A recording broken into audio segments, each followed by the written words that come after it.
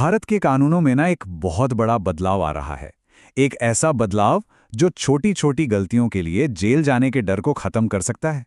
जी हाँ, आज हम बात कर रहे हैं जन विश्वास बिल की, और ये समझना बहुत जरूरी है कि इसका हम सब पर आखिर असर क्या पड़ेगा।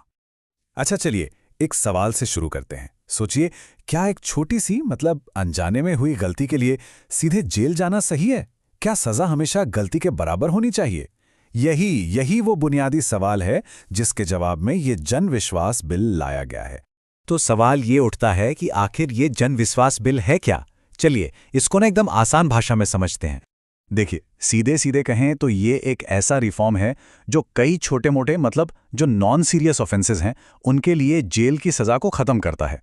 अब सज़ा की जगह क्या होगा? एक फाइनेंशियल पेनल्टी यानी आर्थिक जुर्माना लगेगा।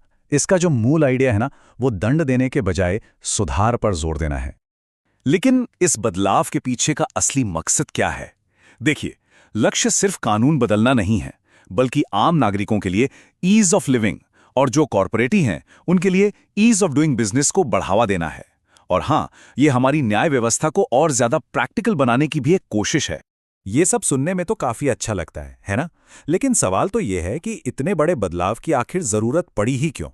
जो पुराना सिस्टम था उसमें ऐसी क्या दिक्कतें थी? अरे, समस्याएं तो कई थीं और बहुत गहरी भी। सोचिए, हमारी अदालतें छोटे मोटे मुकदमों के बोझ तले दबी हुई थीं। जो छोटे कारोबारी हैं उनके सिर पर तो हमेशा एक डर की तलवार लटकी रहती थी कि भाई कहीं किसी उलझे हुए कानून का अनजाने में उल्लंघन ना हो जाए। और नतीजा क्या होता था? अक्सर छोटी छोटी गलतियों की सजा बहुत बड़ी मिल जाती थी। तो फिर इन सब समस्याओं को सुलझाने के लिए इस बिल ने बदला क्या क्या है? चलिए देखते हैं। और यकीन मानिए, जो बदलाव का स्केल है ना, वो बहुत बड़ा है। ये कोई छोटा मोटा सुधार नहीं है जी। ये बिल एक या दो नहीं, बल्कि पूरे 79 अलग अलग सेंट्रल कानूनों में बदलाव करता है। जरा सोचिए, एग्रीकल्चर से लेकर एनवायरनमेंट तक लगभग हर सेक्टर के कानूनों को छुआ गया है। और बात यहीं खत्म नहीं होती। उन 79 कानूनों के अंदर 784 खास नियमों और धाराओं प्रोविजंस को बदला गया है। इससे पता चलता है कि यह सुधार सिर्फ ऊपर ऊपर से नहीं, बल्कि कानून की एकदम बारीकियों में जाकर किया गया है। और अब सबसे चौंकाने वाला आंकड़ा, 700 से भी ज्यादा ऐसे काम जिन्हें पहले अपराध या क्राइम माना जाता था, अब उस कैटेगरी से ही बाहर कर दिए गए हैं। सीधा है, हजारों केस जो अदालतों में जाते अब वो जाएंगे ही नहीं।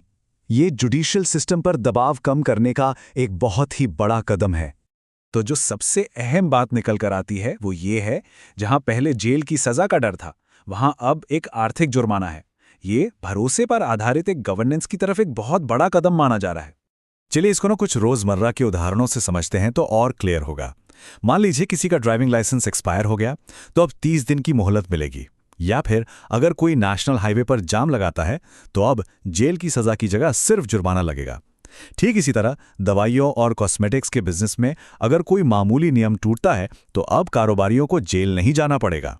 तो ठीक है, कानून तो बदल गया, कागज पर तो सब कुछ बहुत अच्छा लग रहा है, लेकिन क्या असल में इसे लागू करना इतना आसान होगा? और इस नए सिस्टम की राह में क्या चुनौतियां हैं? देखिए, सरकार के लिए अब जो सबसे जरूरी काम है वो है इन नए नियमों के बारे में आम जनता को बताना, उन्हें जागरूक करना।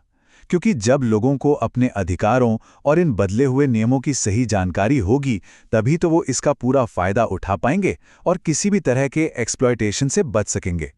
लेकिन सबसे बड़ी चुनौती और शायद सबसे बड़ा सवाल यही है कि क्या जेल का डर हटने से लोग कानून को हल्के में लेने लगेंगे? क्या जुर्माना देना एक तरह से गलती करने का लाइसेंस बन जाएगा? इसी बैलेंस को बनाए रखना इस रिफॉर्म की असली परीक्षा होगी। और आखिर में एक बहुत विचार करने वाली बात है, कोई भी देश तेजी से तरक्की तभी करता है जब अधिकारों के साथ साथ कर्तव्यों का भी पालन हो। ये बिल विश्वास पर आधारित एक नया चैप्टर तो शुरू करता है, लेकिन इस विश्वास को बनाए रखना सिर्फ सरकार की नहीं, बल्कि हम सब की जिम्मेदारी है।